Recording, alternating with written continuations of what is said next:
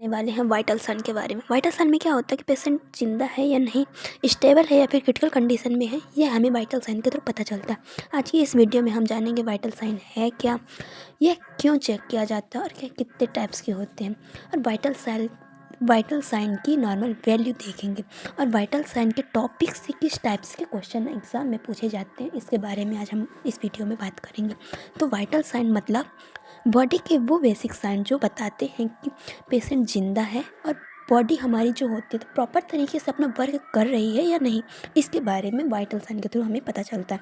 ठीक है, डेफिनेशन देख लेते हैं। तो वाइटल साइन वो बेसिक फिजिकल पैरामीटर्स होते हैं जो बॉडी के एसेंशियल लाइफ के फंक्शन को शो करते हैं।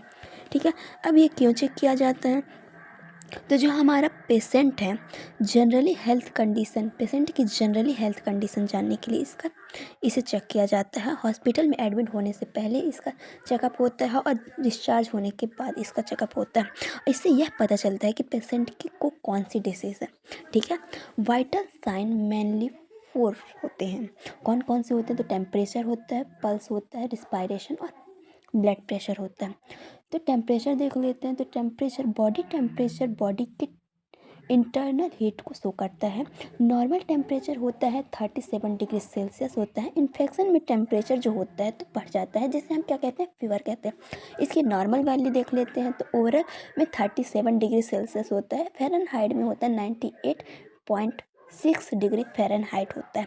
ठीक है, एक्सिलरी में होता है 36.5 डिग्री सेल्सियस। इसका जो लेवल इंक्रीज हो जाता है तो क्या होता है? तो लेवल किस पैमाने में जो हमारा इस लेवल होगा तो इस इंक्रीज बोलते हैं, और किसके पैमाने में डिक्रीज बोलते हैं। तो जब इसका लेवल 37 से 38 डिग्री सेल्सियस होता है तो इसमें क्या होता है? फीवर होता है। और जब इसका पैरामीटर होता है 35 यानी कि 37 से डाउन हो जाता है तो इसे हम क्या बोलते हैं?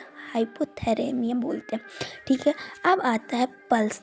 पल्स क्या होता है? तो पल्स आर्टरी में ब्लड फ्लो की वेव्स होती है। एडल्ट में नॉर्मल पल्स 60 से 100 पर मिनट होती है। फीवर या एक्सरसाइज की कंडीशन में, यानी हमारी बॉडी में फीवर है या फिर हम एक्सरसाइज या फिर हम दौड़ते हुए आते हैं तो जो पल्स होती है तो फाइट हो जाती है।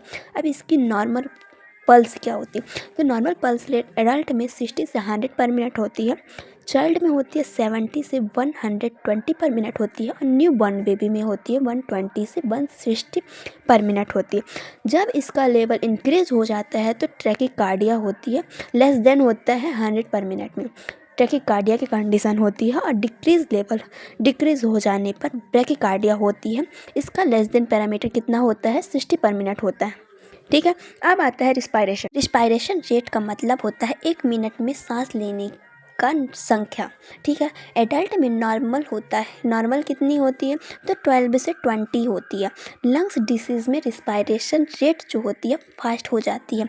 इसकी नॉर्मल वॉल्यूम जो होती है तो एडल्ट में 12 से 20 पर मिनट होती है, और चाइल्ड में होती है 20 से 30 पर मिनट होती है। जब इसका लेवल इंक्रीज हो जाता है तो ट्रैकिपेनिया होता है, जिससे जो ब्रीथिंग होती है तो फास्ट हो जाती है, और डिक्रीज हो जाने पर ब्रेडिपेनिया होता है। इसमें जो ब्रीथिंग होती है तो स्लो हो जाती है।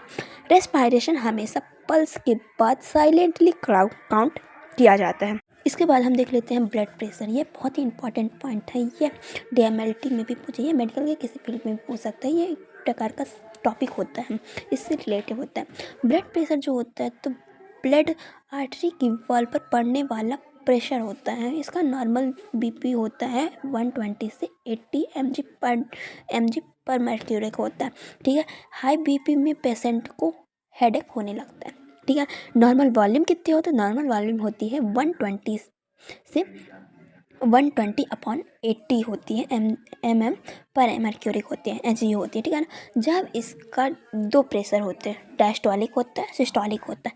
डायस्टोलिक में क्या होता है कि जब हार्ट रिलैक्स करता है उस कंडीशन को हम क्या बोलते हैं? डायस्टोलिक बोलते हैं। और सिस्टोलिक जो होता है तो जब हमारा हार्ट जो होता है कॉन्ट्रैक्शन यानी सिकुड़ता है उस कंडीशन को हम सिस्टोलिक प्रेशर बोलते हैं। ठीक है, जब इसका लेवल इंक्रीज हो जाता है तो हाइपरटेंशन होता है, और लेवल डिक्रीज हो जाने पर हाइपोटेंशन होता है। ठीक है, इसका मेजर स्फिग्नोमैनोमीटर से किया जाता है। अब देख लेते हैं एग्जाम में आने वाले question, important question. Vital sign कितने टाइप्स के होते हैं? तो मैंने बताया था वाइटल साइन 4 टाइप्स के होते हैं। नॉर्मल एडल्ट पल्स रेट क्या होती है? था कि नॉर्मल पल्स रेट होती है 60 से 100 पर मिनट होती है, ठीक है। अब देख लेते हैं बीपी में नॉर्मल बीपी वॉल्यूम कितनी होती है? तो 120/80 होती है mm/Hg होती है, ठीक है ना। अब हम यहाँ पे देख लेते हैं टेम्परेचर मेजर करने का मोस्ट एक्यूरेट साइट होता है रेक्टल साइट होता है, ठीक है। बीपी मेजरमेंट करने का इंस्ट्रूमेंट क्या होता है? तो स्फिग्नोमैनोमीटर बताया था, ठीक है। इमरजेंसी में सबसे पहले वाइटल साइन चेक किया जाता है, इसलिए वाइटल साइन से हमें पेशेंट का ओवरऑल हेल्थ का आइडिया मिल जाता है। वाइटल साइन जो होता है बॉडी का बेसिक इंडिकेटर होता है जो पेशेंट की कंडीशन बताते हैं। इसमें टेम्परेचर, पल्स, रिस्पायरेशन और ब्लड प्रेशर आते हैं। इनकी हेल्प से पेशेंट जो होता है, पेशेंट की कंडीशन नॉर्मल है या क्रिटिकल है यह डिसाइड करते हैं। अगर आप मेडिकल स्टूडेंट हो तो वाइटल साइन स्ट्रांग होने चाहिए, क्योंकि यहीं से क्लिनिकल अंडरस्टैंडिंग स्टार्ट होती है। अगर आपको वीडियो पसंद आए तो लाइक करें, शेयर करें और सब्सक्राइब करें। धन्यवाद। और वीडियो को ज़्यादा से ज़्यादा लोगों को शेयर करें ताकि वाइटल साइन उनका स्ट्रांग हो।